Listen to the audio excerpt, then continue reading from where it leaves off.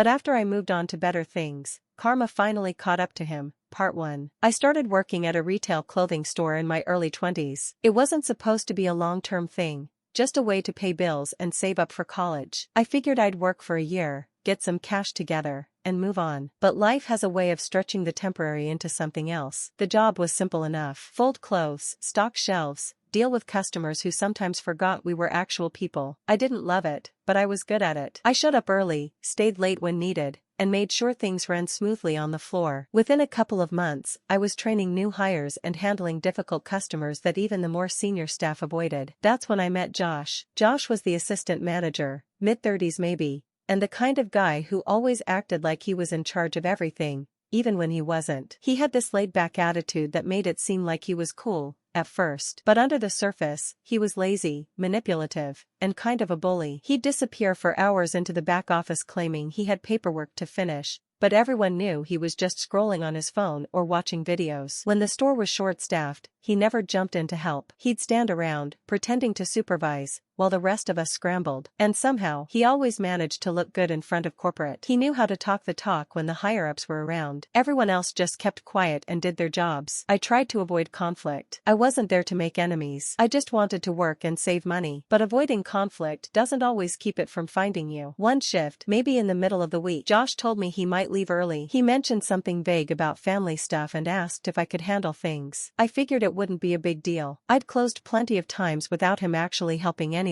He left sometime in the evening, just quietly walked out without a word to the rest of the team. I was working the closing shift with one other person when our district manager, Angela, came in for a surprise visit. She walked through the store, checked displays, complimented the setup, then asked, "Where's Josh?" I paused. I could have lied, said he stepped out, made up something harmless. But instead, I said, he left early, said there was a family emergency. Angela frowned. Did he seem upset? I shrugged. Honestly, he just didn't want to be here. She didn't say anything right away, just nodded and moved on. Look through my profile for part 2.